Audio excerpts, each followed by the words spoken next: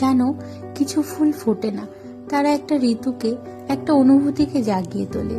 এই জুয়েলারিটা আমি বানিয়েছি সেই রঙের রানী পলাশ ফুল থেকে অনুপ্রাণিত হয়ে। পলাশ মানেই বসন্ত, নতুন শুরু, নতুন আশার প্রতীক।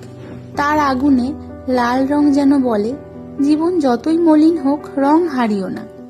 সেই রঙেই আমি গড়েছি এই ক্লে জুয়েলারি সেটটি, যত্নে, ভালোবাসায় আর অনেক রঙের খেলায়।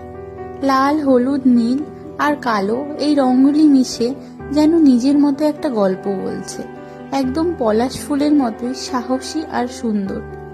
এই সেট আমার কাছে লিটিল মোল্ডস মানে শুধু গয়না নয়, এটা মাটির গল্প, রঙের গল্প ও ভালোবাসার গল্প।